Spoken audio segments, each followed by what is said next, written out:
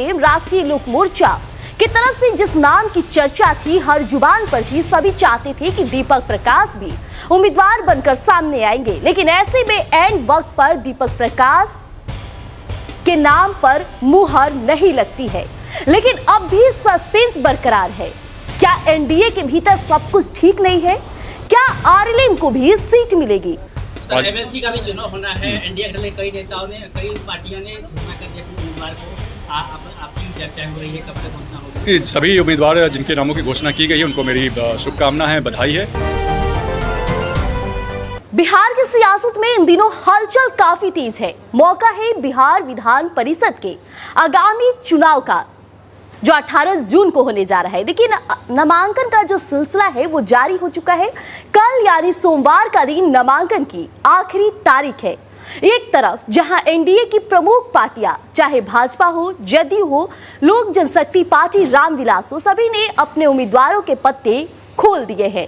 भाजपा की तरफ से 4 उम्मीदवार, लोक जनशक्ति पार्टी की तरफ से 1 उम्मीदवार और जदयू की तरफ से 4 उम्मीदवार। लेकिन सवाल बरकरार है कि आरएलए राष्ट्रीय लोक मोर्चा की तरफ से जिस नाम की चर्चा थी, हर जुबान पर थी, सभी चाहते थे कि दीपक प्रकाश भी उम्मीदवार बनकर सामने आएंगे। लेकिन ऐसे में एंड वक्त पर दीपक प्रकाश के नाम पर मुहर नहीं लगती है।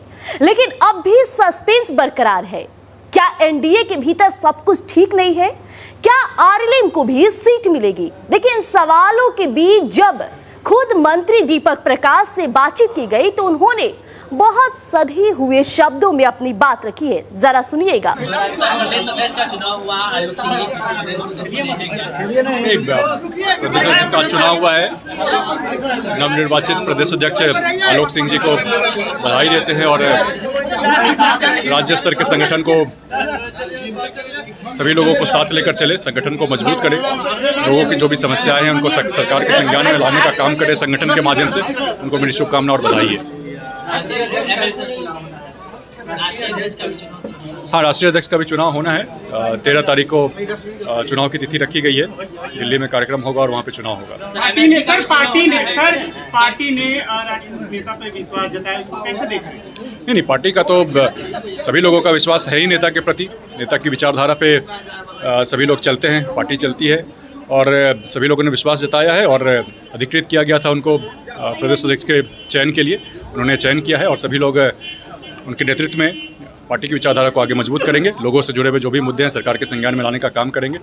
एमएलसी का भी चुनाव होना है। एनडीए के कई नेताओं ने, कई पार्टियों ने घोषणा कर दिया कि उम्मीदवार को आपकी चर्चा हो रही है, कब तक घोषणा होगी? सभी उम्मीदवार जिनके नामों की घोषणा की गई है उनको मेरी शुभकामना है, बधाई है और बाकी आगे जो भी निर्णय होगा पार्टी नेतृत्व का होगा, संगठन का होगा। तो आपने सुना मंत्री दीपक प्रकाश को। उन्होंने क्या कहा? स्पष्ट कर दिया है कि जो कुछ भी फैसला होगा वो गठबंधन के शीर्ष नेतृत्व के स्तर पर होगा। फिलहाल वे इस पर कोई भी टिप्पणी करने से बचते दिखे। बधाइयां दी, मिठाइयां खाने की बात कही, लेकिन देखिए अपने नामों पर मुहर ना लगने पर उन्होंने चुप्पी साध ली। अब बात किया जाए 9 सीटों को लेकर। भारतीय जनता पार्टी ने 4 सीटों पर उम्मीदवार तय कर दिए और चिराग पासवान की पार्टी, लगातार तमाम नामों की चर्चा थी, लेकिन उन्होंने इस बार पूरी तरह से सभी को शॉक कर दिया है। अशरफ अंसारी को उम्मीदवार तय किया। जश्न का माहौल है, लेकिन देखिए उपेंद्र कुशवाहा नाराज चल रहे हैं। दीपक प्रकाश को टिकट नहीं मिला। वही दीपक प्रकाश जिस तरह से उन्होंने नीतीश कुमार के मंत्रिमंडल में पंचायत राज मंत्री की भूमिका निभाई, फिर सम्राट सरकार में पंचायती राज मंत्री बने, इसके बावजूद भी उनके नाम पर मुहर ना लगना, ये अंदर ही खेमे में कहीं ना कहीं नाराजगी बरकरार रख रहा है।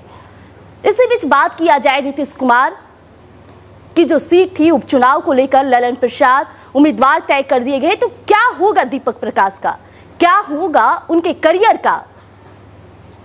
फिलहाल देखिए आरजेडी को भी एक सीट जाना तय है। आरजेडी जिस तरह से जिन नामों की चर्चा करी है, चाहे वो सुनील कुमार सिंह हो, तेज प्रताप हो, फारूक की नाम हो, इन तमाम नामों की चर्चाएं हैं। लेकिन आज उम्मीद है कि आरजेडी भी अपने पत्ते साफ कर देंगे। तेजस्वी यादव पट्टा आएंगे और इसके बाद वो नाम पर मुहर लगा देंगे।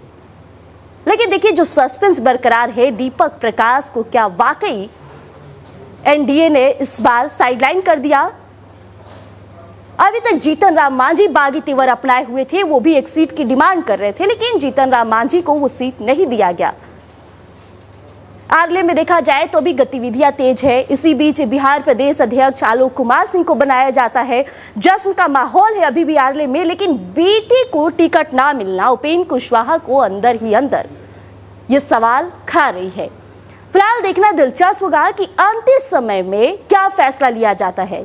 बने रहिएगा, स्वराज पोस्ट आप तक अपडेट जरूर पहुंचाएगा। धन्यवाद। गोल, जहां 28 वर्षों के सफर में 18,000 से भी अधिक छात्रों ने डॉक्टर एवं इंजीनियर बनकर सफलता की ऊंची उड़ान भरे हैं, जहां साधारण छात्र भी बिहार एवं झारखंड टॉपर बनकर बड़ा इतिहास बना रहे हैं। दूरदर्शी शिक्षाविद श्री विपिन सिंह के मार्गदर्शन में मेडिकल एवं इंजीनियरिंग के लाखों छात्रों के लिए आशा की किरण के रूप में गोल, द रिजल्ट फैक्ट्री